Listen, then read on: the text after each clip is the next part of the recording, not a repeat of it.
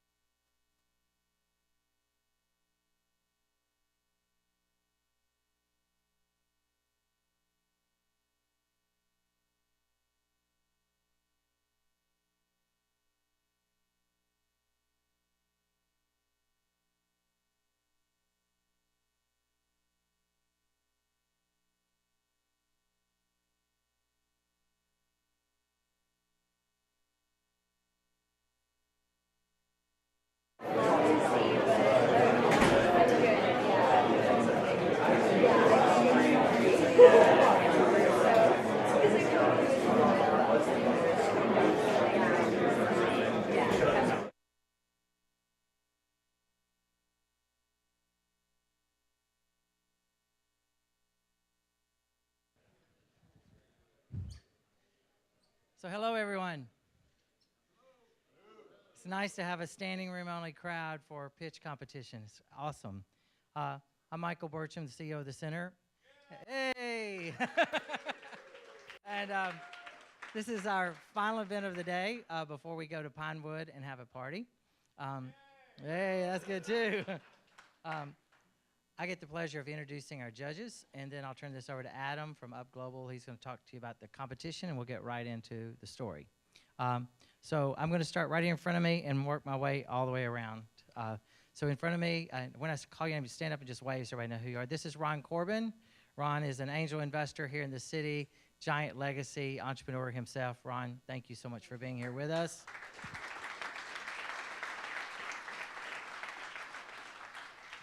Also a fellow veteran, so it's always nice too. Next to him is Vic Gatto. Vic is partner of Solidus and also Jumpstart founder.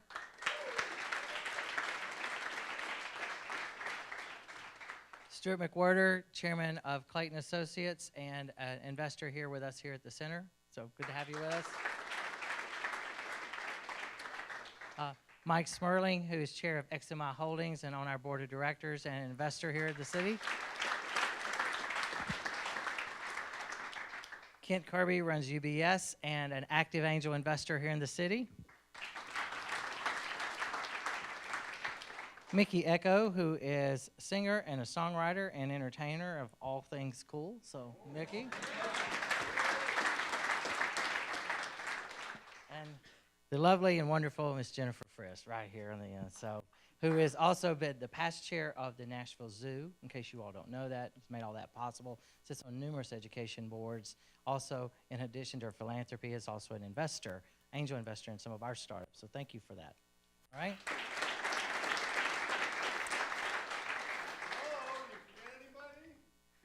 And then we have this old guy that showed up today.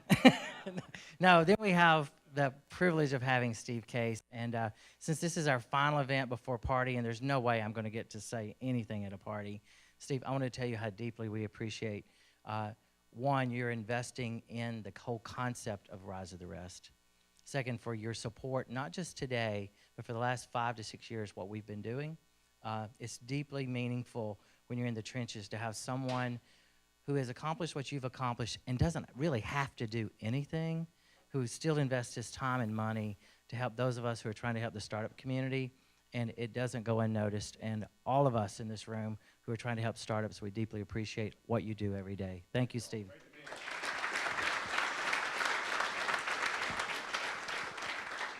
So it's been great having you here. Our judges have their scorecards. I get to help judge too, so I'm going to be quiet. This will be fun and fast, and then we will go have some drinks. So Adam, I'll turn this over to you, buddy. Thank you, Michael. What's up, Nashville? Yeah. What's up, Nashville? That's a little bit better. I'm going to need that energy this entire day, this entire afternoon from you all. We have a really exciting show. We have 10 teams who are going to be presenting. We've already met our judges who know exactly what these teams are going to be presenting on. All of these teams, all these companies know what they're going to be presenting on, what they're going to be judged on. So I'm going to quickly inform all of you, the audience, what you're going to see. So really quick, the format is going to be 5 minutes worth of presentations. We're going to be really, really prompt with that 5 minutes. I'm going to be up here timing them. Once I start clapping, that means that 5 minutes is up, and I encourage all of you to join me clapping very loudly once that 5 minutes is up. And then after that 5 minutes, we're going to pass it over to the judges. They're going to have 3 minutes of questions, answers, and feedback for all of these teams. And then we're going to move right into the second and third and so on until we get through all 10 of them. The criteria of these presentations and the judging is in 6 major areas: bold idea, jobs, team, execution, business model, and local.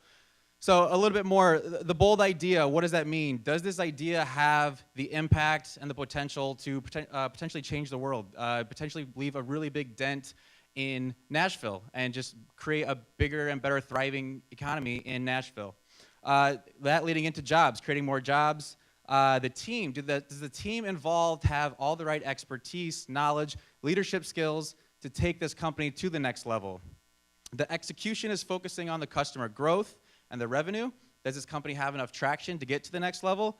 The business model, it has to be realistic. It has to make sense. Can it actually make money for this company?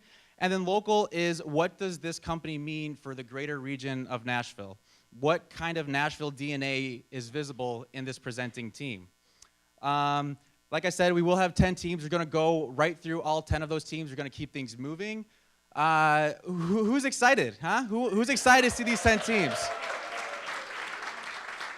Raise your hand if you've attended all the activities that we've that the Michael and the team in Nashville has been putting on for us today.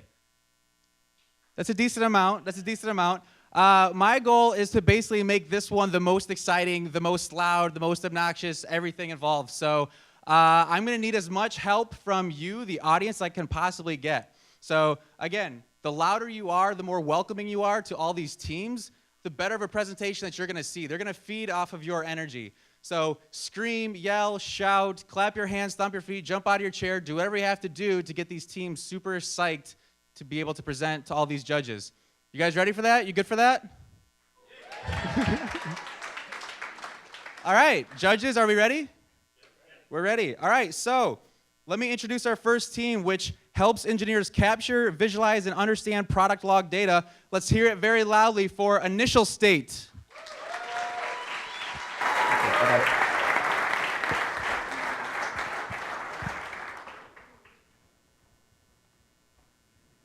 I am Jamie Bailey. I am a founder and the CEO of Initial State.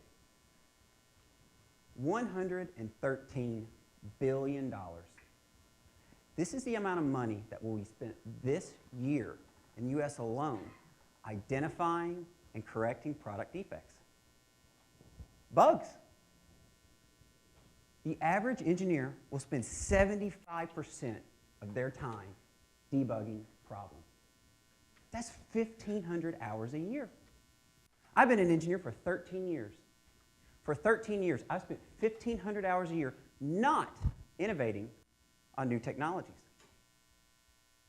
And if we don't get all the bugs fixed in time, and our new product ships late, that costs companies on average 1/4 of their net profits just for being late to market. We are witnessing an explosion of smart connected devices. Smart and connected. You know, that's a really nice way of saying complex with a lot of bugs to fix before we ever ship it. How do we debug products? We debug with data. Initial State is debug in the cloud. We are a log visualization as a service platform. And what that means is that we take ugly, complex product log data, like this up here, and we transform it into visualizations built for debug. I spent years of my life staring at product data like this up here. When I was a system engineer at Lexmark, I had the epiphany that if instead of reading this data, I could see this data, man, I could go so much faster. See, debug is about discovery. It's discovering things you didn't know you needed to discover. Seeing relationships you didn't know you needed to see. Here, you are seeing 26,000 data points all at once. Interactive data visualizations like this, they allow us to see our data, mine our data, use our brains and these visuals to understand what's going on faster. It's all about time. You need to be able to take your data and transform it into something you can understand quickly. With debug, there's not a one-size-fits-all tool. You know, we have different applications, different problems. Often they require different tools. We are a web platform with a growing number of applications, each built to make debug faster and more efficient. Our end users are engineers. There are 4.5 million engineers and technicians in the United States that work on products that produce data. And worldwide, that number at least quadruples. We're a software as a service company. Our revenue model is simple. It's monthly subscriptions. The market opportunity is huge. We launched our beta to the outside world on May 19th. Our goal was to go get 50 users in the course of a month. We got 50 users in the first 8 days. After 1 month, we had 220 signups from over 20 different countries. Here are just a handful of the notable companies where our first users work. Now that's a pretty diverse set of technologies and products. Throughout beta, the feedback and the validation that we've received has been awesome. This is our team, an absolutely amazing set of individuals, each with a wealth of expertise in their respective field. They are incredible at what they do.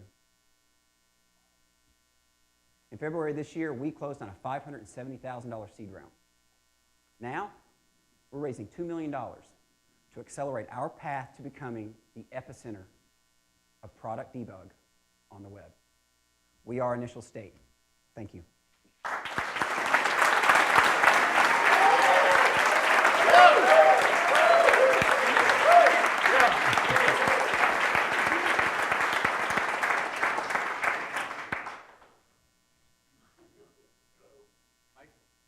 Mike, man.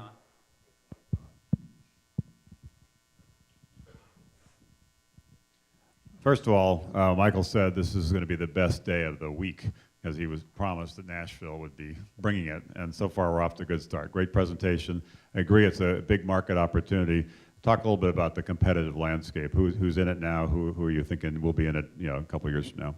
The biggest competitor is actually where this was born from. It's the homebrewed solutions. It's the status quo. We had a lot of different ways that we did this for years, and that's the good indication that there's an underserved market. There's a lot of near competitors. You have Loggly and Log Entries. They do server log file management in the cloud. You have Splunk doing log file indexing. And then you have a lot of data visualization companies like Plotly and Data Hero, and they focus on data visualizations. I think a lot of those near competitors will start to see that data visualizations are more than pretty pictures. They're for debug, and I think that you'll start to see more of them come in. How hard is it for your user to get started? It's almost instant. That's the great thing about software as a service, right? You sign up, and within seconds, you've opened your account, and you can upload data, connect your devices over, and get data visualization. So, the goal is within 60 seconds, you're saying, "Wow, this is good." JB, what is there anything that you're doing that's proprietary with your product? But yeah, we have a lot. We've been working on this for a long time, and we actually have one filed patent, and we have another one that's about to be filed. So we have a lot of things that we think we're doing that are very, very unique that have never been done before. How much of your personal money, founder money, and family money comprises the 570 that's in it? I don't even include that. I actually spent, from March of 2012 to February of last year, we funded out of my 401k, so I don't even count the 570. So that was my $120,000 401k, full-time, nonstop on this. So I'm pretty vested in this one. So, go ahead. Is your intellectual property protected? You have only patents at this point in time? We have patents, I think obviously they're trade secrets as well. The thing you can't really copy as well is the back-end architecture and the elegance of what we built to make it scalable and reliable. That's stuff that's just sweat and tears, and you can't just go hack that and figure that out. And I think that's one of the most valuable things that we have is the scalability, reliability, and security built from the beginning. So I know it's easy to get started in a software service, but how hard is it or how easy is it to upload all my data from a product into your system so that I can use it? How long does that take? Upload all of your data? Or the data to do a debugging process, I need to upload something, right? Well, what's actually cool is that you don't have to upload. So you can have data that sits on your local laptop, and I had a brief little animation where you can literally just drag your files up and see them instantly without upload. We have a lot of users who have company policies that don't want their data going out of the house. And so we had to be able to build something that would work in a way that is instant gratification and as well as very secure. So to answer your question, you don't even have to upload, but when you do, it's a very quick process. It's just like uploading any file. All right, great presentation. We're out of time. What's next? Thank you. Thank you, Initial State. All right. Our next team is building a product that will reach individuals when they are most likely to engage and purchase, increasing open and click-through rates by 30+% on average. Let's hear it for Audience Point. Thank you. So I'm Andy Perez from Audience Point. We do send time optimization for the enterprise. First of all, Steve, thank you for doing this. I moved here from Seattle, and because this place has unlimited potential, it's underappreciated. We decided to do our startup here. Incredible town, so thank you. I'm going to talk to you guys about a problem, there we go, about a problem that everybody experiences, just getting bigger. There's 100 billion emails sent out every day. This is 10 times what it was 10 years ago. Average user gets about 100 emails a day. There's over 3 billion email addresses in the world. This means that it generates a tremendous amount of noise. For a marketer, this is a problem. How do I make my message rise to the top? I mean, you can buy bigger lists, but that's becoming a problem. Or you could increase your open rates by 30–40%. I get 350 emails a night, if not more. The odds of me opening email number 250 in the morning are low. 250 if it's a marketing piece, virtually non-existent. But the odds of me opening the email that's at the top of my inbox or arrives while I'm online is significantly higher. We've created an algorithm that takes different email service providers' information, constant contact, exact target, social sources, Twitter, combines it to create a profile for each individual user. We know when they want to open an email, what they want to see, how they like to get it. Currently, the way a marketing company does this, for the most part, is, I want to send out 10 million emails at 9 a.m. Tuesday. Was that 9 a.m. Eastern? I'm hitting people's inbox at 6 a.m. Pacific. We have a client, 18 million email addresses out of London. They have 31 time zones. They were sending out emails at 10 a.m. London time, hitting their inbox in New Zealand at 3 a.m. We solved that. We get down to the individual, where Steve might open his email typically Tuesday at 9 a.m. I may open it Thursday at 4 p.m. Our system plugs into your existing email service provider, optimizes that, and sends it there, and we see pretty incredible results. Not only that, we also have access to social. We're a SiteStream's partner, which gives us access to the Firehose for Twitter. We're talking to one of the largest I'm from Costa Rica, football teams in England. They said, Andy, is it possible for you when people tweet goal, that can start an automated email campaign that goes to the subscribers of this team? Absolutely. Why? We send out emails during the game or after the game. Games are Saturday, Sunday. We're missing a huge percentage of people. This allows us to send an email that says, goal, if you act in the next 2 hours, you get a 10% discount. This allows us to hit them and give time sensitivity to the email. So does it work? This is a large automotive manufacturer, A/B split. The marketing agency did the A/B split. The great thing was the agency told the manufacturer you shouldn't expect any results. We saw a 20% increase in delivery rates, 27% increase in open rates, and 48% increase in click-throughs. This is fairly consistent. When we have visibility to conversions and revenue, it's even better. We have partnered with some of the largest companies, and this is just a sample. For some of these people, these are $100 million, billion-dollar companies. We're providing the infrastructure for send time optimization for them. We have over 300 million, or analyzed over 350 million email addresses with profiles as of March of 65 million plus with a confidence level of 90%. We started selling in July actively. This is a sample of our customers. We're adding customers, literally 3 customers a day. Some of these are asking us to grow faster and faster. We have a pipeline of over 250 deals, or 200 deals. We've raised $839,000 in the Series A3. If we get the 100,000, we're hiring salespeople to help us deal with the pipeline, accelerate our go-to-market strategy and frankly reach $1 million far quicker. So thank you. And if you guys know people who could use it, please let me know.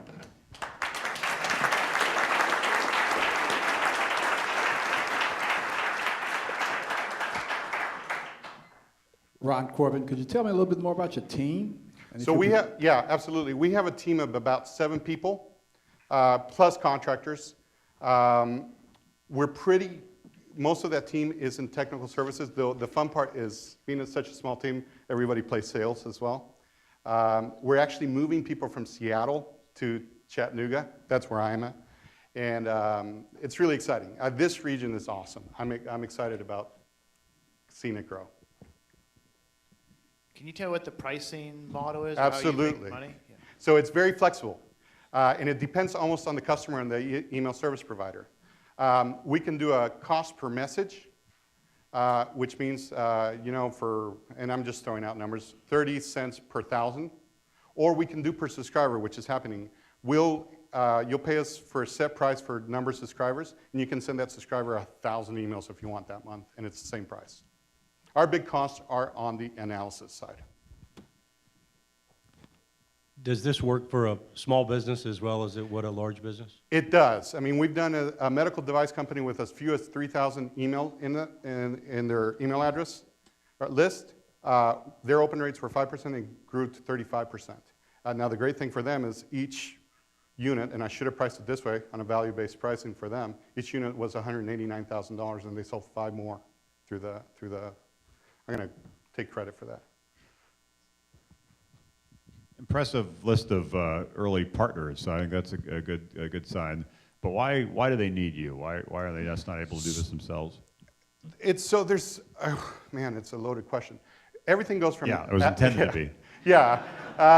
For some of them, it's added value. It creates stickiness because to a certain degree, ESPs have become a commodity. So it creates its stickiness, and when a customer sees a 30-40% increase, it works. For some ESPs, though not a lot of them will admit this, if you ask email service, we did a daily deal company, and they were sending emails at 6 a.m. I asked them why, and they said, we don't know. I asked them why again. Well, what was happening is they were telling the email service provider to send at 6 a.m., but some weren't reaching the customer till 9 a.m.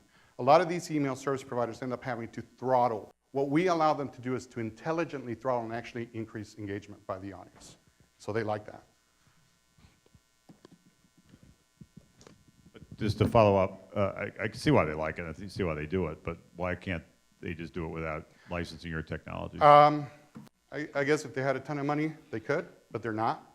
The second piece is our algorithm works. They've tried it. It's tricky. I mean, we've worked with a lot of them, and it's just easier for them to do it for us. And we are able to grab the data, put it in a collaborative database where I'm able to pull from exact target, constant contact, and whatever, and create a profile that is far more solid than just from a single individual. All right, we're out of time, but great presentation. Thanks. Thank you. Let's hear it for Audience Point.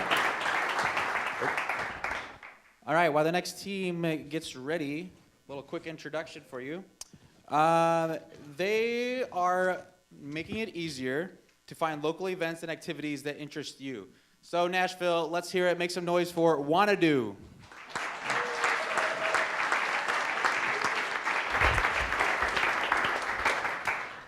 I'm Stephen Berman. I'm the founder of Wanna Do. We are a company devoted to helping people make the most out of the opportunities that each day brings. Our cities and neighborhoods are packed with opportunities, yet it's still way too hard to find relevant things to do. Wanna Do is making it easy to find things in your community that interest you. How? We let you tune in to your interests, your favorite places, and your friends, whether it's live music, all the way to volunteering and everything in between. Wanna Do is your personal concierge for your life. It's your local guide to your city, or think of it like Pandora for what to do in your community. There's a lot of ways to find things to do. Wanna Do is interesting because it's so intensely local. With hundreds of national and local partners, if it's happening in your city, then you can find it on Wanna Do. With so much content, we're also personalized. So it's easy to browse and find the right information at the right time. But it's not just about finding the right information, it's those community connections. Wanna Do lets you ask questions and leave insights to make those meaningful connections in your community that really is what life is all about. Rewards and special experiences is something we're starting to introduce. So as you get out and do things, we're going to encourage you to get out and do it more. Traction over the last year, we delivered an iPhone app followed by an Android and web app. We developed a community management app that allows us to segment and communicate with our users based on their interests, based on any given event they might be interested in, social behavior, etc. In the next month, this coming month, we're releasing our iPhone app followed by Android and web. We've got 16,000 users on the system right now, with 30,000 folks using our website anonymously. Over the next 6 months, we're going to begin monetizing, and we're also going to be growing this community as we introduce new apps that are far more shareable, far stickier. By helping people do what they want to do in their community, you're solving a big problem for businesses. $138 billion is spent each year trying to market local events and experiences, but businesses feel like they're shouting in the crowd. 40% of tickets go unsold, but 50% of consumers said, I would have gone, but I didn't know. That's a quote from Michael Rapino, the CEO at Live Nation. Over at TPAC, where you guys were this morning, they're spending over $1 million each year marketing their shows. They tell us that most of it isn't measured, it's not targeted. So Wanadu is a new alternative for local businesses, performance venues, restaurants, and bars that are trying to connect in authentic ways with relevant local consumers. Here's how it works. When I'm a user, I use Wanadu to find stuff that I love doing, to share with my friends, to get out, enjoy myself, and earn rewards for doing what I love.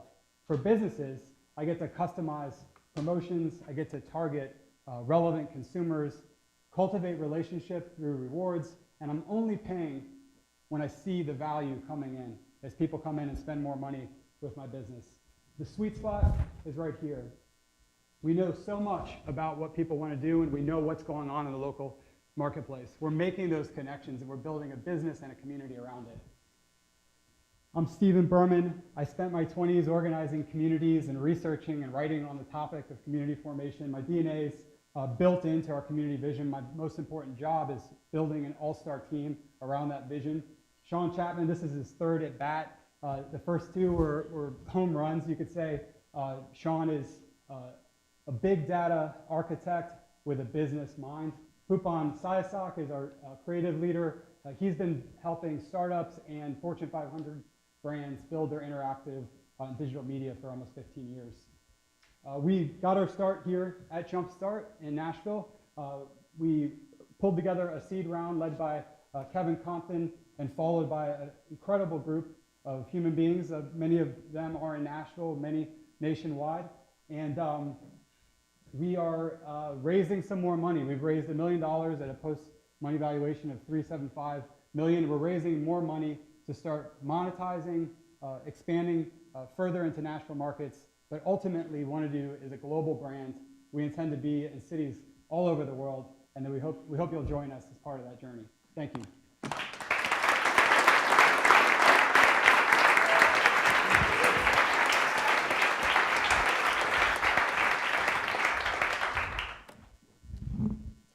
I'm a little bit confused on, can you kind of explain to me what your revenue stream and where it comes from, please?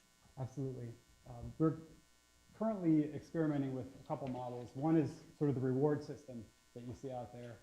If you can give businesses a turnkey way to create promotions that make sense, that drive customers in to spend more money, and then it rewards automatically the users, that's what we like to build into Wanadu as one pathway of revenue. There's other pathways as well. When you're in the middle of the marketplace connecting local consumers to great opportunities, of course, there's targeted advertising and retargeting that you can do, but do it in a way where people are finding the best, the sweetest opportunities based on their interests. We've got a couple other, our first revenue came from the city of Nashville wanting data and a smart dashboard, which didn't really cost us anything from a technical standpoint. We were glad to help. Are you currently in certain markets? Are you segmented by markets, or is it by users? How do you connect the users with the community? How do we connect our users with Nashville? Is Nashville your market right now? Nashville Okay. is our first, it's our test Okay. market. We do have a ability to turn on new markets pretty rapidly, but we want to get monetization in place before we look at new markets. So the 16,000 really is in Nashville, and the plan to go to 50,000 in Nashville. So it's focusing on a market like that makes sense. But how do you then get to 1 million? And it seems like this kind of business where you either have scale or you get left behind. So how do you get from from where you are now to a significant, more national presence? Absolutely. I shared a little bit about Sean Chapman. His last two companies were really built on a model for aggregating data, making sense of it, and creating an application that makes it actually really easy to plug in and make sense of a lot of data. That's something that in a matter of a few weeks we can turn on Atlanta, turn on Seattle, and then what you have is this business that you can give, we think, maybe to a local entrepreneurial organizer type, and start running this business and driving it. We could turn on cities very rapidly and start driving local businesses all over the world. We think in a matter of a year or two. So, Stephen, if under your plan, Nashville goes really well the next 6 months, I think that's what it was. How many cities are you in a year from now or 2 years from now? As I said, I think when we have monetization, which we're there, we are generating some revenue. We see the opportunity now. When that's solidly in place, I would like to see us in 50 markets over the course of a year, not 10. And that's very intentional for us. It's built to do that. All right, I think we're out of time, but thank you. Great presentation. Thank you, Wanadu. All right, we're getting our next presentation set up. While we do that, the next team is designing adaptive musical instruments for musical learning and performance at any skill level. All right, let's hear it for Artifon.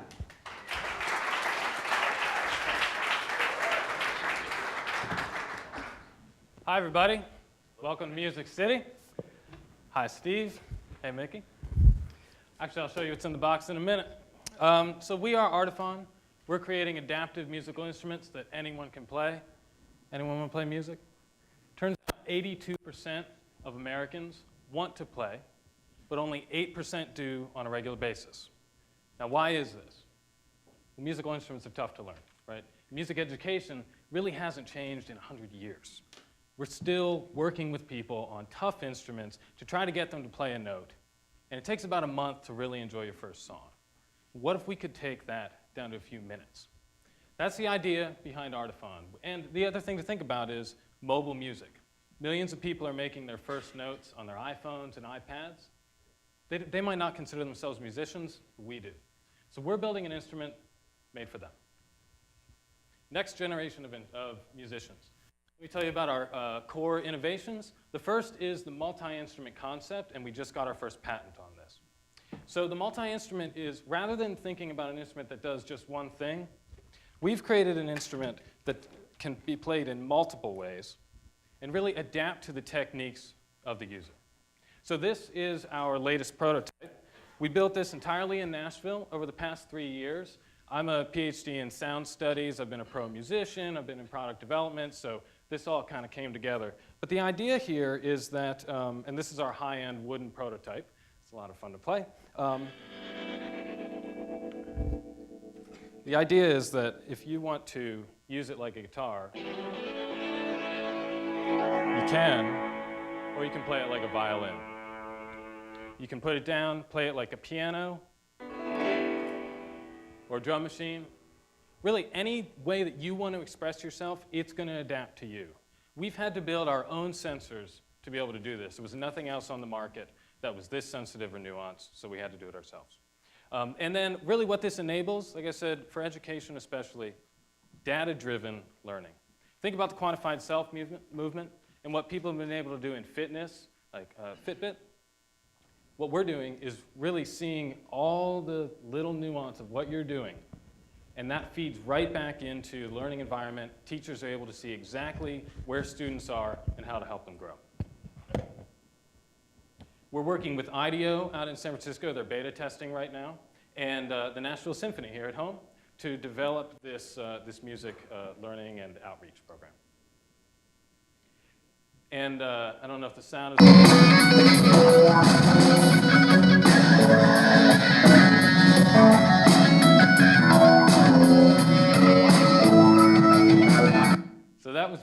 Taxi, great local band. 2 weeks ago, they brought it on stage after discovering it at soundcheck, playing it for the first time. That was seconds after they picked it up. That's what they were playing. So it's really intuitive, translating techniques. This is one concept rendering of what we're doing now. So our business model is basically taking this technology and putting it into a scalable product for the mass market. And we have a few price points based on materials, basically. And these are intended to be sold at Apple Store and Guitar Center. We have initial interest from Apple Store. We have an LOI with Griffin Technology, locally, to get into music retail as well. So the current musical instrument market is $17 billion globally. We have a $600 million opportunity here. It puts us in the category of Jawbone and Beats. Think GoPro, empowering people to create. And we think people don't just want to be music consumers, they want to be music creators. We're giving them the tools to do that. We want to expand this market. We're a consumer electronics company. We're not a musical instrument company. So I know you probably have not invested in musical instruments before. It's a pretty stable market. We're disrupting that. And we're consumer electronics and education tech. So here's our team. That's me up there. We have marketing from Sony. We have supply chain from Jawbone and Leap Motion. And our CTO comes from Vanderbilt and Hughes as well. Eric Reese, Ethan Imbedin, Mark Ruxton as advisors, and we have a partnership developing with Vanderbilt Engineering and a bunch of other people. It's a lot of fun. We can only do this with our partners. We've had amazing support from the Nashville community, and like I said, all this was built in Nashville, and most of it was funded here as well. We have over 1,000 people who want to buy an instrument right now. So what's next? Well, we've done all this on $400,000 of angel investing to date. That's it. That's how we do it in Nashville. What we do next?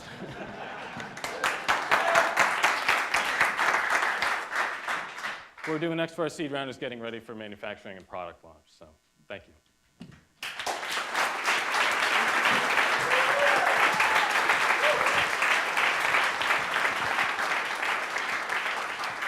So how do you see this adding jobs in the Nashville community?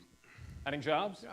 Absolutely. So on the engineering side, hardware is hard. It takes a lot of people. This really has hardware, software, manufacturing components. We're talking with manufacturing and distribution in the area as well.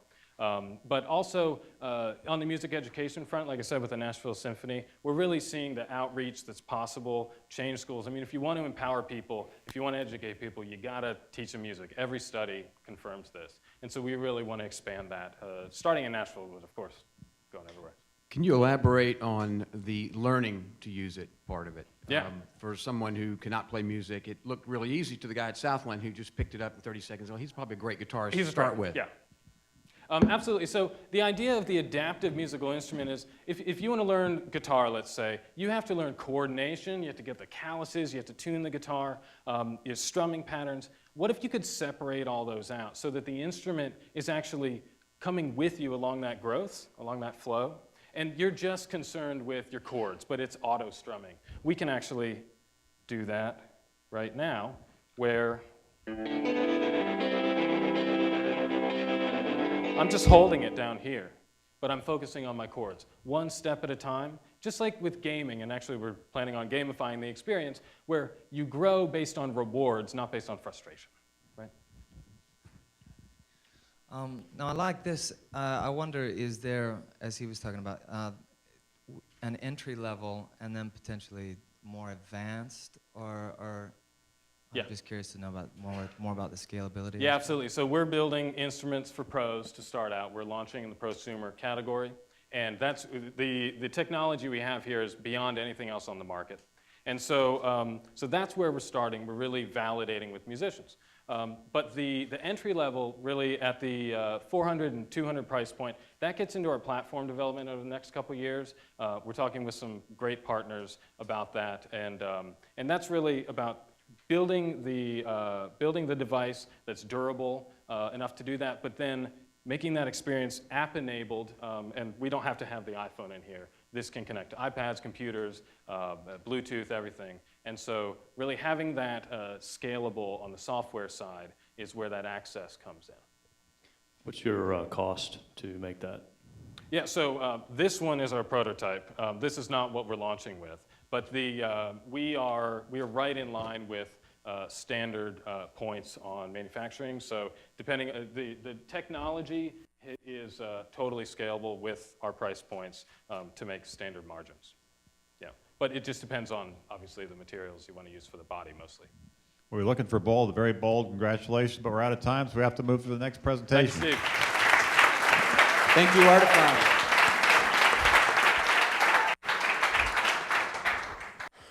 All right, our next team calls themselves the Crystal Light of Whole Foods. They're creating and growing the drinks mix market in the natural grocery channel. Let's hear it for Everly.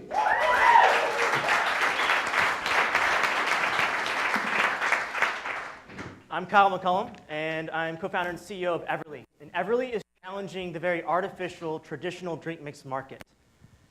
Our mission is to become the dominant natural drink mix brand within the next 5 years. And this story started on a canoe trip.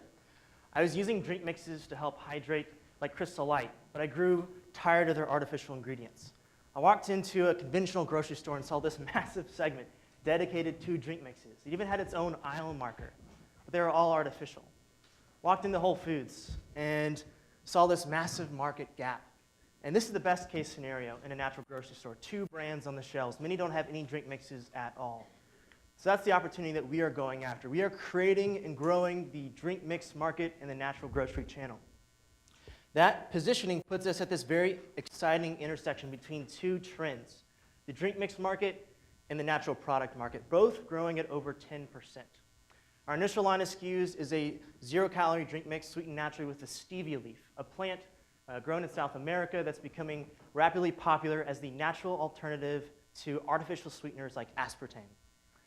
But our consumers care about more than just good ingredients. They care about brands. They are loyal to brands that make the world a better place for the planet and for people. So we saw people attaching carabiners to their water bottles. We saw this behavior among consumers, and we adopted it into our product. We hole punched our packets, making it easier to use reusable water bottles, break away from plastic bottles, and use local water while consuming beverages. The second is for people. For every box of Everly sold, we provide a packet of this life-saving mix called oral rehydration salts to treat children suffering from waterborne disease. It's hydration for hydration. And this alignment between product and purpose it facilitates this word-of-mouth spread among our consumers. So we've seen some natural competitors launch within the past few years. But focus on Recharge, True Citrus, the other brands that have Whole Foods distribution. When you start adding up the characteristics we've laid out so far in this deck, it becomes clear that Everly is this winner, this preferred brand for natural consumers looking for a natural option in the market. Our target consumers are on the go, they're active, they're looking for a natural alternative. It's most effective, it's easiest to target these consumers in the natural grocery stores that they're already shopping in. So we're focusing initially all of our marketing efforts on in-store demos, promotional discounts, and off-shelf placement at cash registers and at end caps. Whole Foods, our 2 regions, just came to us wanting to put us at the cash register, having every single cashier handing out free samples of Everly. We're pretty pumped about that. That'll happen in August. So far, we're small, but we made a big splash in our industry. We launched on Kickstarter. We tripled our goal. We pre-sold $52,000 worth of product. That put us in the top 1% of Kickstarter food projects. We tripled our goal. We were accepted into the incubation station. This is one of 2 startup accelerators in the industry. We were accepted this year. We ended up turning it down to focus on our own sales. And New Hope 360, this is our industry's leading publication. They singled us out as the one of 10 natural brands to watch in 2014. So again, we're in 2 full Whole Foods regions. We launched in January. Our buyers set a goal of selling 2 to 4 units per SKU, per week, per store within 6 months. And we hit that goal in 3 months, so half the time. We can talk about that unit of measure maybe in the Q&A. We also achieved an exciting goal of reducing our cost by 22%, getting us to 18% gross margins.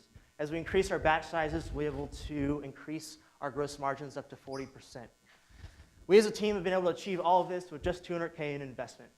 Chris and I have been friends for 7 years. We were college roommates. We started our previous company together. And Andrew is our COO. He's a great fit given his past experience in natural beverage operations. So rollout, where are we? Where are we going? Our seed round was for online validation. That happened in 2013. Early this year, we validated retail again with Whole Foods. Now we're expanding into the natural grocery channel. We're raising a $500,000 round to do that. So 2015 is all about natural grocers like Whole Foods and Fresh Market. The year after that is about Segue accounts. These are accounts that are conventional but source natural products. These are great proving grounds to segue, and I spelled that the wrong way. I spelled it Safeway initially, into Target and Kroger. And Target and Kroger are starting to increase their natural product selection within their accounts. So we are the future of drink mixes. We've seen many natural brands scale up, own the natural positioning, and then sell challenging an artificial incumbent. That's what we're doing with Crystal Light, creating the natural drink mix. Thank you all very much.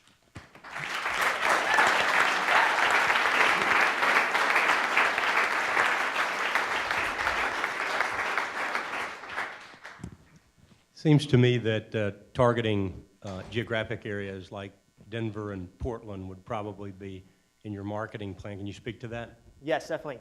We're here in Nashville, and the fact that we pulled off our sales so far in an area that isn't traditionally known for natural consumerism means that the next step is those Western accounts where our consumers are very much concentrated. So there's big opportunity to scale in an area. Tell me about the challenges or the expectations for larger beverage companies not to swoop down and create a product that is a high competitor to yours. Totally, totally. So right now, these multinationals are relying on brands like Zico you saw there to create the authentic, the natural, the trustworthy brands. You know, Gatorade, we actually replaced on the shelves in the Mid-Atlantic region because they had to discontinue their natural product because no one trusted it. Consumers need relationships with startup brands that they can trust the ingredients, and then these multinationals will come and buy us later down the line. So how does it compare when you do taste tests, and also how does it compare price-wise with Crystal Light? We haven't done taste tests with Crystal Light so far because our target market traditionally shops in the Whole Foods. What was your second question? The price point. Price point. So it's $3.99 for a box of 6 packets. Crystal Light's $10 or 10 packets for anywhere from $2.99 to $3.99. But they're on the shelves with us. You know, you see much higher price points for products in natural accounts because of the value of the natural products, the natural ingredients inside. Can you talk about your brand strategy? It seems to me it costs some money to build a consumer brand. What's the strategy around building that? Building the brand as far as awareness among consumers, whatnot. So initially, it is that focus in our accounts. That's the highest return. All of our peer brands invest all their money in in-store demos, in promotions, and off-shelf placement. Eventually be event-type marketing, music festivals, but focused on areas where our product is sold. You can imagine Everly at color runs, you know, not too active of these, 5Ks, but 5Ks that are fun and have powder. Everly is powder as well. So it's a lot of event marketing to grow the company from there. Can you tell us a little bit about what you've done to put your formula together and the authenticity of the formula and things like that? Sure. So we use natural flavors, natural sweeteners, stevia, natural colors. We worked with the folks who made Arizona tea and some other big brands. So they're very good at making sure it's shelf stable, that it's made in the proper way, that's not going to cause any issues. And from here on out, future products we're developing with other brands that are other kitchens that are even better than the one that we're working with right now. They're focused on the natural channel. All right, I think we're out of time, but that's an awesome presentation. Congratulations. Thank you, Everly. All right, folks, we're halfway home. That was our first 5 presentations. Well done, everybody. Now we're going to get started with the second 5. So, bringing out the 6th team, the first and only virtual financial advisor that provides comprehensive advice to millennials and young families. Let's hear it for iQuantify. I'm Tom White, founder and CEO of iQuantify. Over the last 17 years, I've been a financial planner and investment advisor. And in that time, I've sold 2 investment firms, one to Fifth Third Bank in 2001, and last year to be able to go all in iQuantify. The problem we're solving at iQuantify is the fact that Americans are not achieving their financial goals. So consider the fact that 43% of millennials have used a payday lender in the last 5 years. People are not making good financial decisions. 46% of Americans on average have less than $10,000 saved for retirement. And 70% of college seniors are graduating with a student debt load of $33,000. People need comprehensive financial advice. But the problem is that the majority of the population don't have access to professional advice and working with an advisor due to high asset minimums, and fees. iQuantify is the solution. iQuantify is a virtual financial advisor. We are the first and only true robo-advisor. Our advice is personalized, comprehensive, and in real time. We don't need a live person to provide financial advice. So how does iQuantify stack up to the competition? We have three primary categories of competitors. One are the budget nannies such as Mint, and all they do is show you where your money has gone, but don't really help users plan for the future. The second are stock pickers like Wealthfront, who will invest your money but don't really help you with your other goals. And the third are hybrids such as LearnVest, but they still need a live person to dispense advice. iQuantify is the total solution. We provide comprehensive, personalized financial planning and investment advice in real time for each user. The typical user that we have in the system are millennials and young families. In the demo I'm about to show you the software, we have a young couple, let's call them John and Lisa, who have multiple goals, from saving for retirement, their kids' college, they want to buy a house, and also save up for a vacation within the next year. Here, what you will see is our timeline. On the timeline, it shows when all of their goals are going to be accomplished and their debts paid off. iQuantify software prioritizes all of their goals in conjunction with one another and their debt. It answers the question, how do we do it all? So what happens when they add another goal? In this case, they're thinking about buying a car. And all they need to tell us then in buying the minivan is, when do we purchase the car? What price point? In this case, they want to buy a $40,000 car, whether they have a trade-in, and the down payment. Right away, the software tells them that they can't afford a $40,000 car due to their income. No other software does this. So they change it to $25,000. On their action list, it specifically states the advice for that car and tells them to open a brokerage account and invest the down payment in a bond fund, specifically the Dodge & Cox Income Fund in this case. iQuantify's advice is specific and personalized. They now go to their summary page, and because they're having to finance a portion of the car, the system already recommends a 3-year car loan at the time in which they're going to buy it. iQuantify's advice is suitable and specific. Yet they ask, well, what if we were to move our car goal up about a year?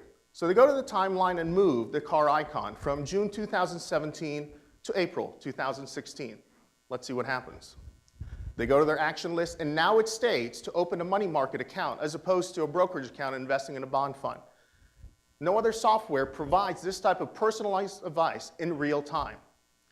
The technology that you just saw demonstrates 5 patents that we have pending, but there's more. In the fall, we're going to launch 2 additional amazing apps that has 2 additional pending patents, our cash flow finder and the scenario planner. So how do we make money at iQuantify? As you just saw, our system recommends specific financial products to each user based on their goals. We'll earn referral fees from the institutions whose products we will provide to our users to help them achieve those goals. We have an amazing team with significant experience in the financial services industry and technology. My co-founder has over 20 years experience in product design and development. My CTO came from Concur Technologies, and my CMO has over 15 years experience marketing to companies such as Charles Schwab and Aflac. We're currently 90 days into our beta. And in this time, we've converted over 20% of new site visits into users. We won Best of Show at Finovate, and now we're in the midst of our angel round. We've raised over $500,000. Join us as the only team that's automated the financial advisory process and helped millions of Americans achieve their financial goals. Thank you.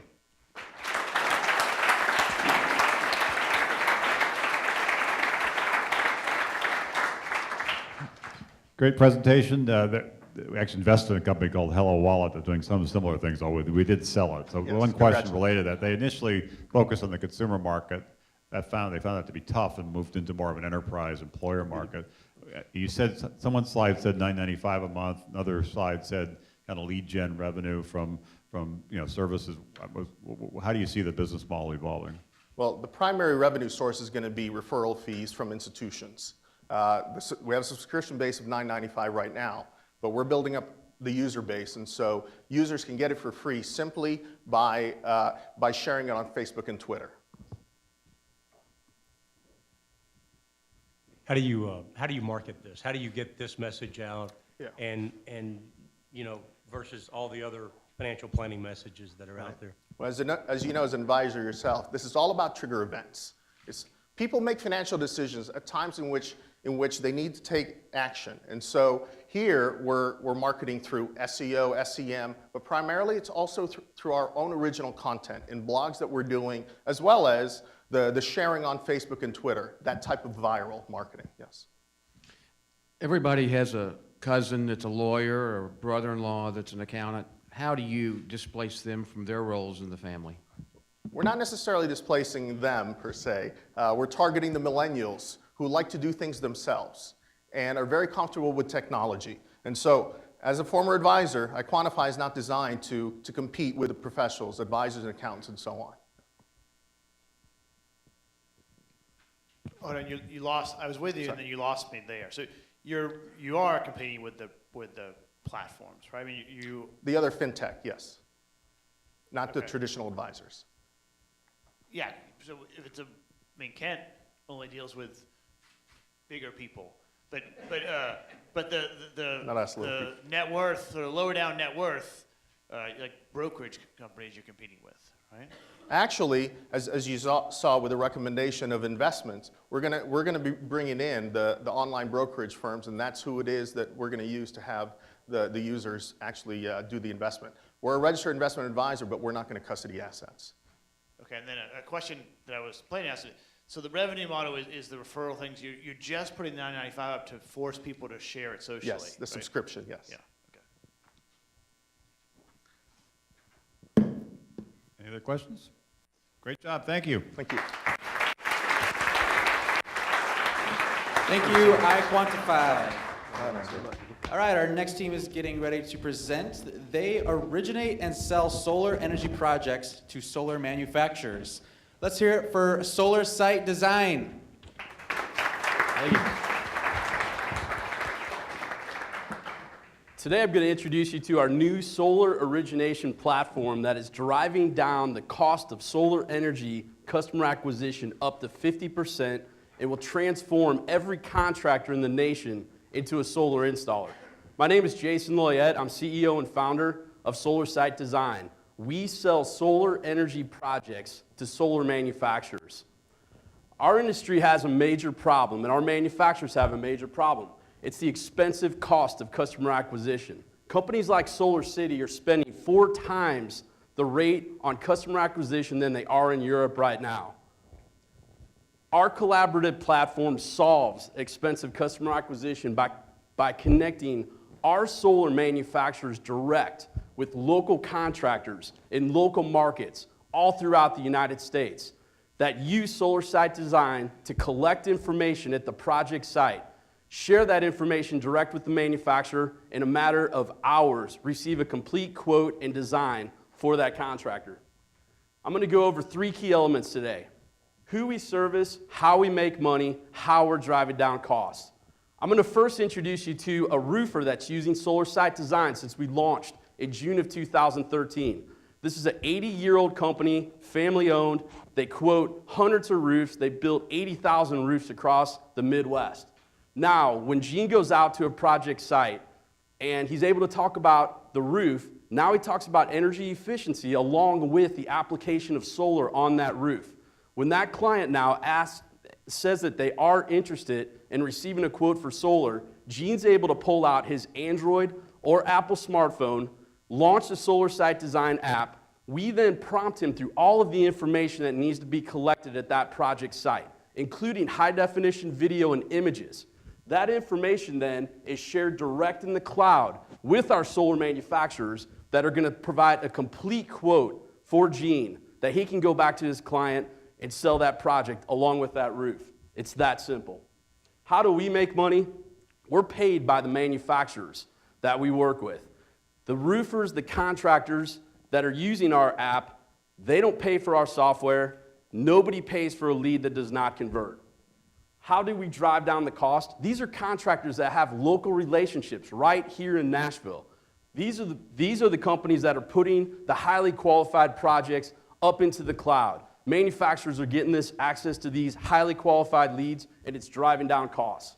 I want to tell you now about our company, how we got here, the successes we've had, and a major announcement with one of the largest solar companies in the world that just 2 weeks ago we did a deal with. Myself, I've been in software and solar since 1997. I've started and sold 2 software companies, one in the streaming media industry, one in the newspaper industry of software. In 2005, stumbled into solar and began designing and developing solar projects throughout the nation the next 8 years. Combined my software background and my solar background to create what has become Solar Site Design. To give you some of our successes, in September 2013, we joined the Village Capital Impact Accelerator Program. We were chosen as a peer review winner of the $50,000 investment from Village Capital. In October 2013, we were chosen as a top 20 solar startup in the nation at Solar Power International up in Chicago. March 2014, we're chosen as a top 15 presenter at the Clean Tech Forum in San Francisco. And just in April of this year, we completed right here at the Nashville Entrepreneur Center, the Social Enterprise Impact Accelerator Program. And then this is our big news. 2 weeks ago, we signed into an agreement, and we're starting a California pilot with the largest solar developer in the world, SunEdison. This is a way for us to grow our market and build. This is a tremendous market in the making. Just when I joined the solar industry in 2005, this was 5 gigawatts of solar. We've already surpassed 130 gigawatts, and with partners now like SunEdison, we're going to make every contractor in the nation a solar installer. As far as environmental impact, this is going to create a lot of jobs. This is also going to create 300,000 plus contractors throughout the U.S. Imagine what's possible when we give them the tools and the ability to go out and quote solar projects. We're going to fill the landscape with solar panels nationwide. As far as strategy, we're looking at growth capital to scale a national sales team. We've got our partners in place. We've got the team in place. We're looking at a big manufacturer will see our technology in a way to break into new markets.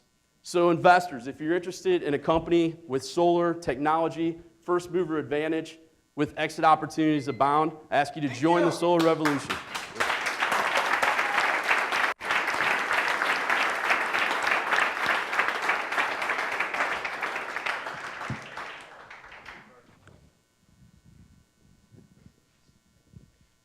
Any competition with what you're doing?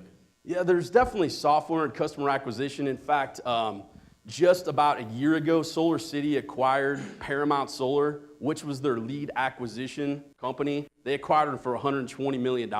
So what you're seeing is a lot of the vertically integrated companies, installers, manufacturers, this has become the challenge for the industry. There's a lot of people addressing it. We've built a model that I think is unique. I've seen us as a first mover, and we see a lot of ways to distribute our technology. Can you tell us how the sales process works? How do you find the contractor? How do you convince them to trust you with their customer? Things like that. Absolutely. They enter into an agreement with the manufacturer. So we are training the contractors. We are recruiting and training the contractors. They then enter into an agreement with the manufacturer. So that data is secure with the manufacturer. They're the only ones. There's only one engineer, one manufacturer that's looking at that data. And we make sure that it's a secure transaction.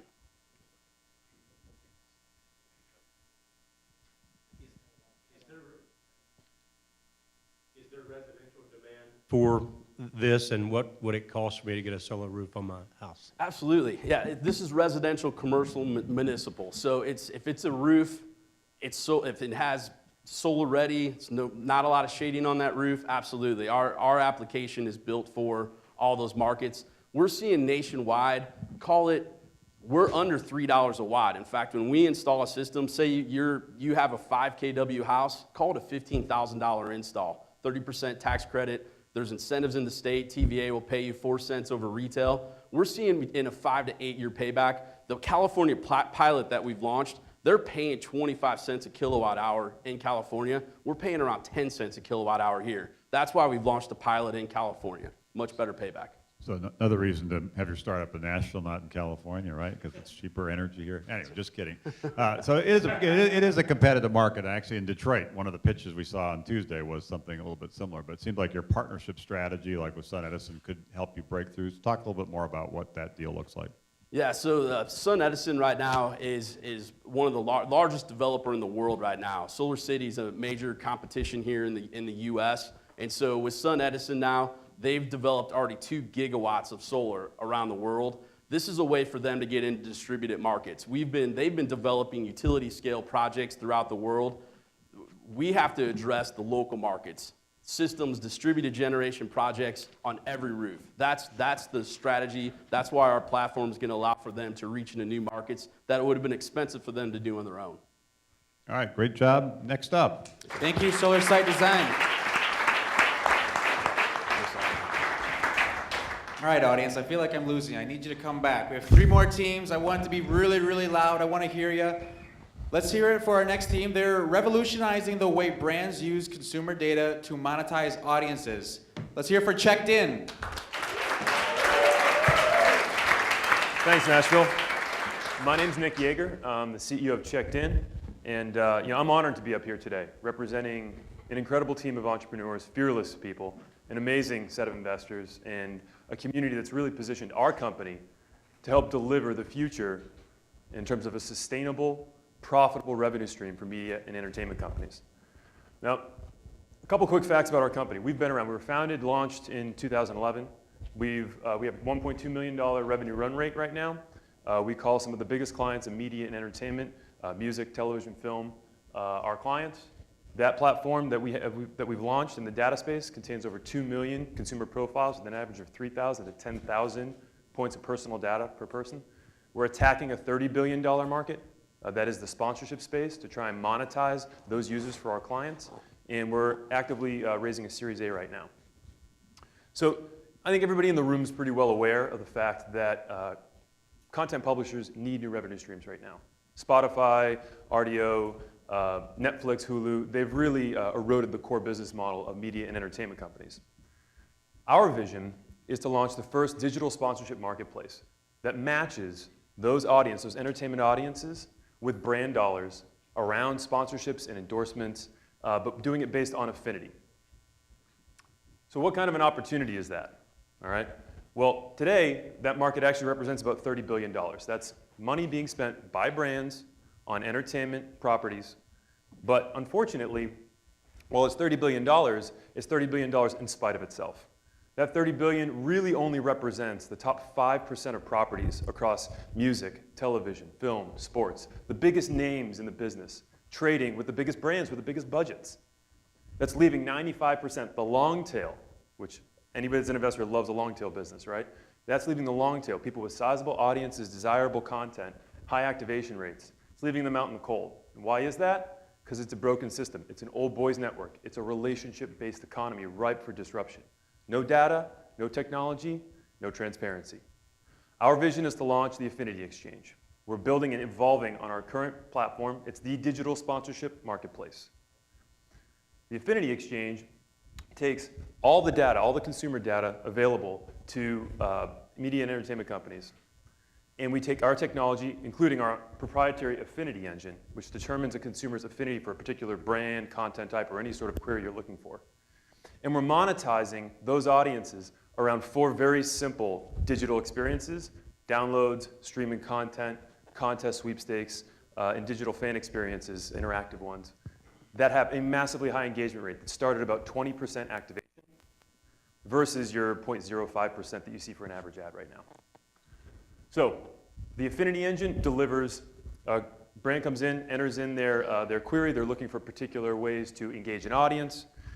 Out comes the ranked on a scale of 1 to 10, the opportunities. Buyers can purchase these opportunities the same way that they buy media today, cost per click, cost per thousand, in a kind of a programmatic fashion. And then you can pick, say, a couple. Now you'll notice we have Toby Keith, Party Down South, which is a TV show for MTV, and Brantley Gilbert, local artist or big machine artist who's getting big in country. You have a wide variety that you can choose from one single buy. This is an example of kind of a game that we've actually helped to develop for Toby Keith. little beer pong, some fun game for fans to play. They actually spend about a half hour on average on this site. You get your little ball in, now all of a sudden Miller Lite gives you your Red Solo Cup download, all right? So if you've all heard that song, you know what it's like. Now the nice thing is for Miller Lite, not only do they get the branding around the interaction and the experience and the activation, but it's now carried with the person on their iTunes, and then people are incentivized to share with other folks, to deliver via email, etc. And we've scaled this across multiple different artists. We have a business model that makes money in two ways. One, we charge for the data. That's a current model, represents $1.2 million in revenue right now. And the second is we take a 25% cut off of the deals that we bring to our clients. So going out to the brands, bringing the dollars in, we're taking 25% off the table. As I mentioned, we have some of the biggest clients in entertainment and media on our roster right now, exclusive access and unique insights from that client base. Our team, veterans of music and entertainment, and the current team of management at the company has obviously scaled over the past 3 years and done very well in selling and building an engineering product. Lastly, our financial performance. As I mentioned, we have a $1.2 million run rate. We did raise a seed round of $1 million back in August 2011, and we're now on our Series A to launch our Affinity Exchange. Thank you.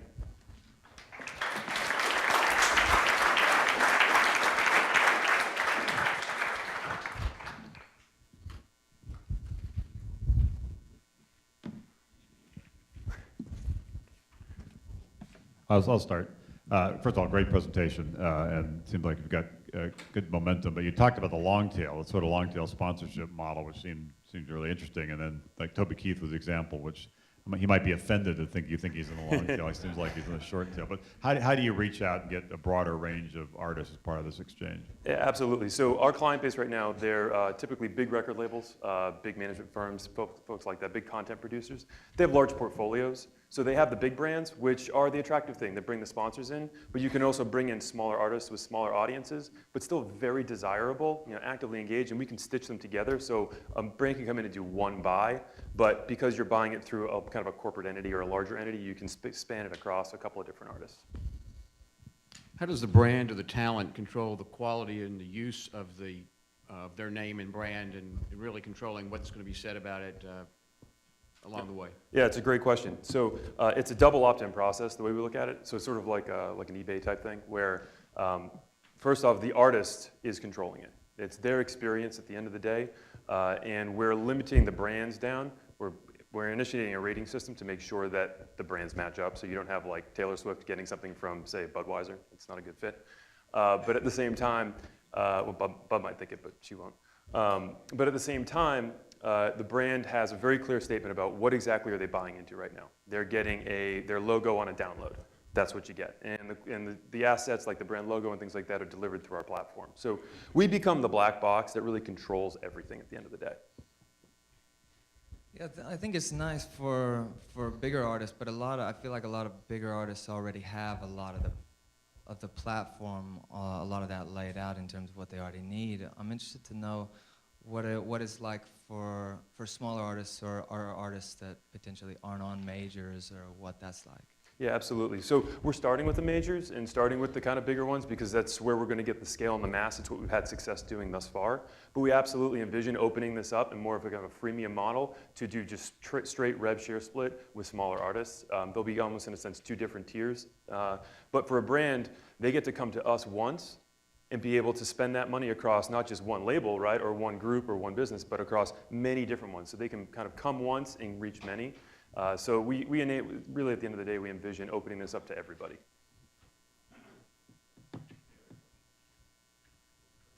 All right, great job. Thanks. Thank you so much. Thank you, checked in. All right, our ninth team of the afternoon. They're working on a platform that matches patients with neurological disabilities to the therapies and facilities they need to maximize their potential for recovery. Are we ready? Are we on? Yes. Let's hear it for Utilize Health.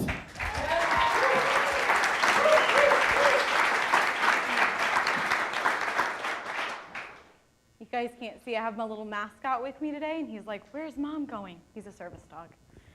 Well, my name is Jessica Harthcock, and this is Utilize Health. Utilize Health addresses a problem that more than 11 million patients in the United States face. And this problem has three parts. One, patients lack knowledge of available treatments. Many of these treatment options are new and rare, making it difficult for patients to find them.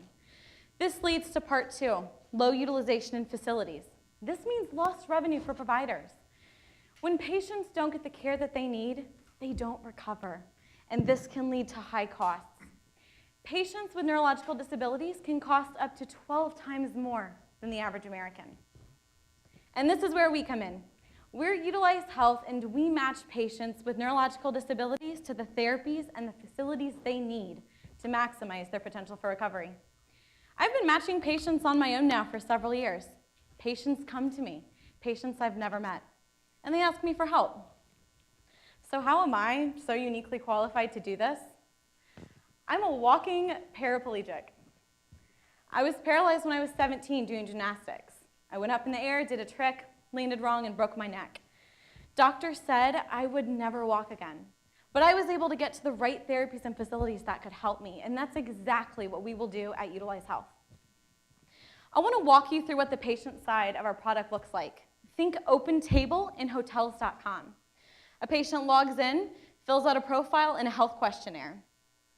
Next, they get matched, and they can scroll through their different matches and read about the types of therapies that each facility offers. Finally, they can schedule an appointment with their chosen facility. It's that easy. The value that we bring to our patients is that they can learn, locate, and engage on one integrated platform. Without Utilize Health, this is what the current process looks like. As you can see, it's a mess. It's completely fragmented. There's no direct path for patients to find the care that can help them. Utilize Health solves this problem by matching patients and putting them directly in contact with the facilities that can help them. We make our money by charging facilities an implementation fee and a subscription fee. In addition, patients have the option to upgrade to our premium patient advocate service. Having gone through this myself, I can tell you that this is invaluable. We've been very fortunate at Utilize Health to receive quite a bit of press. Last November, we appeared in USA Today, and then several other publications picked up our story, including New Mobility Magazine, which we were featured on the cover of in March. We've also been very fortunate to have been invited to, featured at, and spoken at several different conferences, including the Forbes Women's Summit, and then most recently this week at the Google I/O Developer Conference. This traction has clearly validated a tremendous need in our market. In the last 6 months, we've received more inquiries than we could possibly serve. We have a wait list of patients waiting for our services. And to date, we've matched more than 100 patients to therapies and facilities across the country. The feedback has been incredible. My favorite accolade so far comes from a mom. She called me about 2 months ago and said, "My son stood for the first time." And without Utilize Health, this wouldn't have been possible. We've also gained quite a bit of traction in the crowdfunding community lately. If you haven't checked us out, check us out on Indiegogo. We launched our campaign on Monday and raised over $20,000 in the first 48 hours. My clicker doesn't work. Next. I think I died.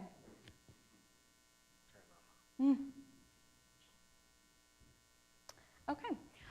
Nashville really is the perfect place for us to launch this business. It's the healthcare capital of the country.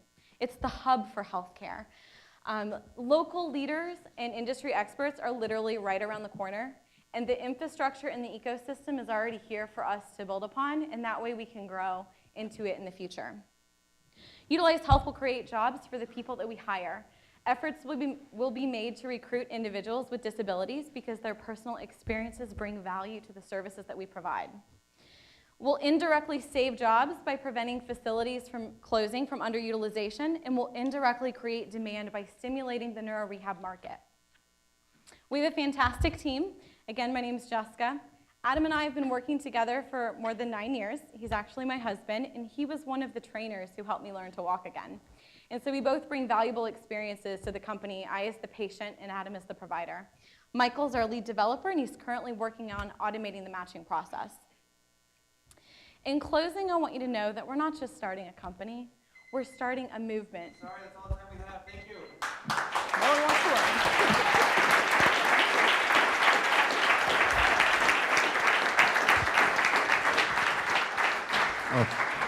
learn. Great presentation. I love the connection to Nashville and healthcare, and obviously love your personal story. It's inspiring, and also it's great that we had our first woman entrepreneur up, which is also awesome. My question really is, how do you scale? 100 patients is good, but how do you get thousands of patients, have a really big business? How do you populate the data, particularly as you move to other cities? Yeah, that's a really great question. So the 100 patients was done manually. It takes 7 to 10 days to manually match a patient, and once that process is automated through technology, it'll take about a second. And so technology is how we scale. We've been seeking funds to build out the technology so we can scale. We've got patients on the wait list into the hundreds right now. Jessica, could you tell me a little bit more about your branding effort moving forward? The branding effort? Yeah. Mm-hmm. So the branding effort, we're really focusing on the story. It seems that that's what attracts people quite a bit. There's also a very intimate trust there with patients. When they hear that I'm a patient and I'm building the company, they immediately trust what we're going to tell them. It's not coming from a doctor or a facility or a stranger. And so I think moving forward, branding it around the story, that really helps to attract a lot of people, a lot of patients. Jessica, what's the population that you're serving? I mean, what's the statistics around this particular niche? Yeah, so we're starting out with 6 different disabilities, all neurological: spinal cord injury, stroke, traumatic brain injury, patients with MS, MD, and CP. And those 6 different disabilities encompass more than 11 million people in the United States. And that 11 million does take into account severity. So these are people that are severely disabled and in most likely wheelchairs or use assistive devices. Jessica, can you talk about it seems like it's kind of the doctor's job to do this.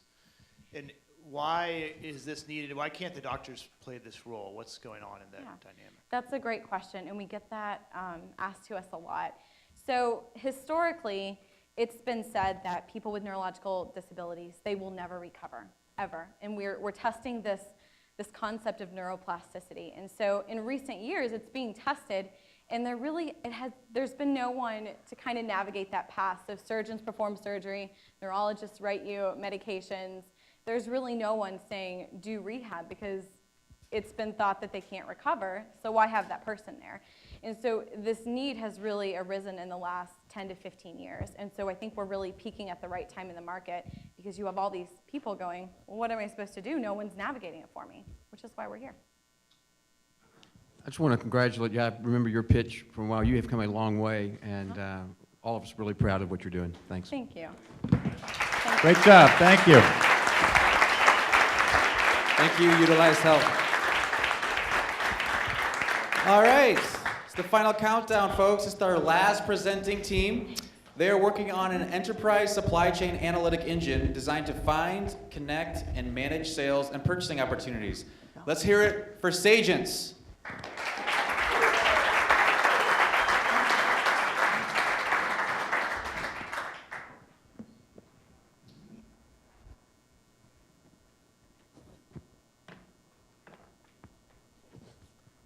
All right, good afternoon. I'm LaShawn Greenhill, co-founder of Sagents. The internet has revolutionized many industries, but we still find that a lot of corporations, their procurement departments struggle to connect with and manage small business relationships. This is very important for one particular reason, and that reason is a lot of those corporations carry contracts that mandate that they do a certain amount of business on an annual basis with minority and women-owned businesses. To help mitigate these contractual risks, we've created a solution called IntelliQ. IntelliQ helps organizations automate, clean, and organize their procurement data, thus allowing them to better understand who they spend money with, how often they spend money with them, and how much money they're spending with those suppliers. Additionally, IntelliQ allows suppliers to proactively manage key procurement relationships and proactively market their product or service to corporations. We have 2 target markets. The first is the Fortune 2000. These are the companies that generally have those contractual mandates that I spoke of earlier, and then also small businesses. In the United States alone, there are 27 million small businesses. Of that 27 million, 16.1 are women and minority owned. So let's talk about how we monetize our buyer and supplier. Buyers typically sign a 3-year contract with us, on average between $50,000 to $75,000 per year, based on how many modules they purchase. Suppliers pay us $30 per month for access to Passport, which is a product or feature in IntelliQ. This shows our 3-year projections post-investment. It's very important that I point out here that the first 2 years, that revenue number is strictly based on contracts we have with corporations. What we plan on doing is during the first 2 years, leverage our corporate contracts, get access to their supply chain, and then start charging suppliers in year 3 $30. 3 of these companies up here are current clients of ours. Bridgestone, Nissan, and Cracker Barrel we've been working with since 2013. We currently have proposals on the table in front of SuperValue and Volkswagen at their own request. In order to scale, we've identified 3 sales channels. The first is direct sales, which is how we're currently doing it. The second is integrated sales with ERP systems and CRMs, and then the third is targeted marketing. There are 4 reasons why we think now is the time for what we're working on. The first is the number of minority firms and women-owned firms are growing. SMBs are growing at 8% per year.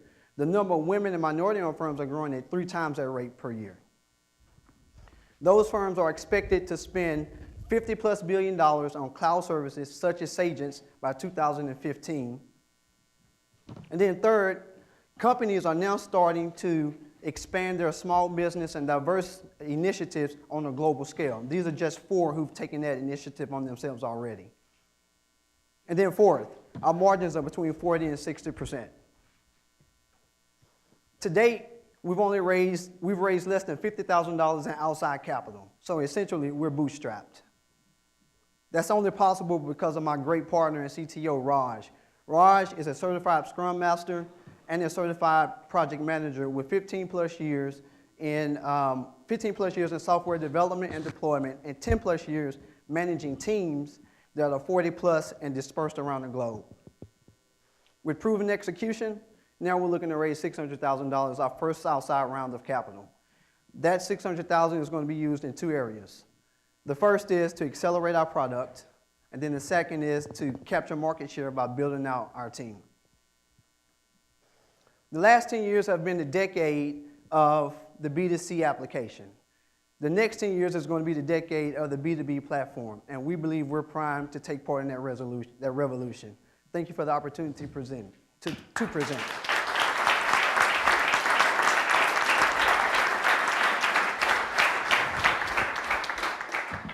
Great presentation, and I pointed out that we were first women entrepreneur previously, and it's great to also have some people of color, and the fact that you're focusing on that market is particularly encouraging. So how do you break through with these customers? Seems like the main thing is you've got a few, you're trying to get some more. What are the key reasons they'll say yes, or the key reasons they say no? So the 3 customers that I had up there, which we're currently working with, Bridgestone, Nissan, and Cracker Barrel, our go-to-market strategy was to focus on some key relationships I had here.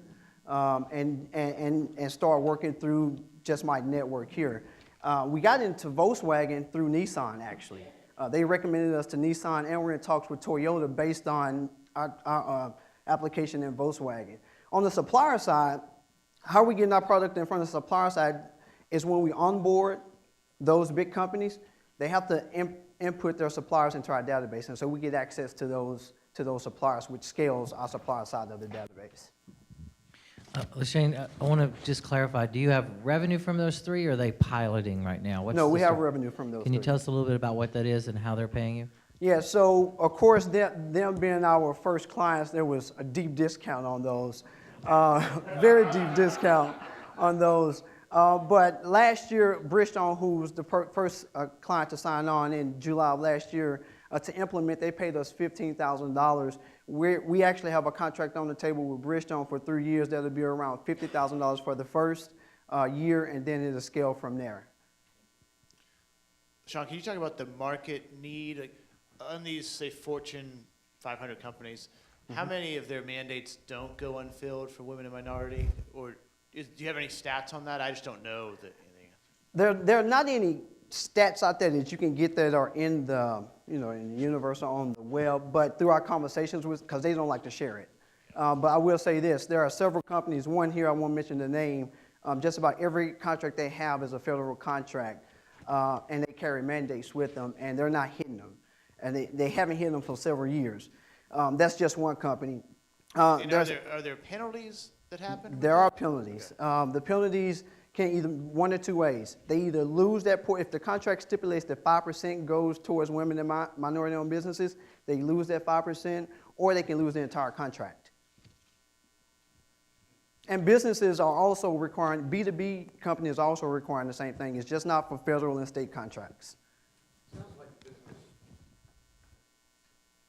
business is fulfilling a goal or solving a problem. And isn't that problem to some extent solved in 3 years when the contract's up? You've got their minority participation up with their vendors. You've accomplished that goal. What keeps them in a renewal mode? Great question. So they have to track that information. Our tool allows them to organize that data, track that information, and then they have to report that information on a quarterly basis, in some instances on a monthly basis. Right now, you'll be surprised at how many billion-dollar companies are using Excel to still do that. And it takes them hours. You saw the quotes I put up there at the end. Some of these companies, it takes them weeks to do that, and we can do that in a day with our software. All right, right on time, but great job. Thanks. Thank you, Sagents.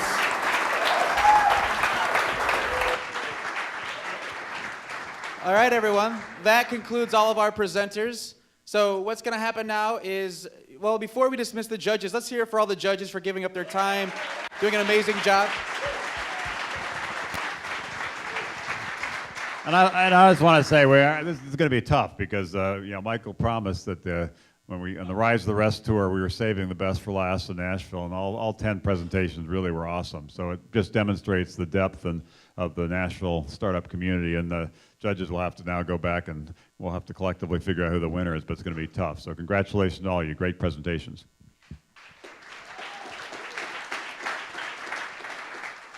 So the judges are going to deliberate here in about 20 minutes. Everything starts at Pinewood, so you're welcome to start making your way there. And we will announce the winner at Pinewood. So you'll have to stick around and see who wins. We'll see you over there with some refreshments soon. Judges will retire to the boardroom in the back, and we'll make our decision there. Before we head over to Pinewood, folks, I have a very small request from all of you.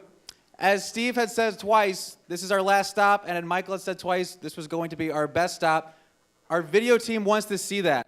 So I want everyone to jump up, give a standing ovation for all the teams that presented, and here's why. Make sure they hear Nashville all over the world. They had a very intensive process of going through applications and getting prepared in a matter of maybe 2 or 3 days for this. It was very time pressed. I'm very impressed with everything that we saw. It was fantastic. So give them the respect that they deserve. So, okay, we're going to sit.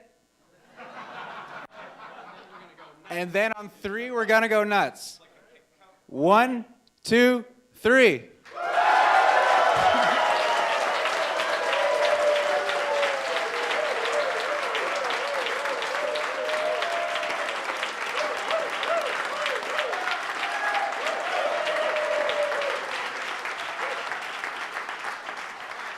See everyone at Pinewood. Thank you.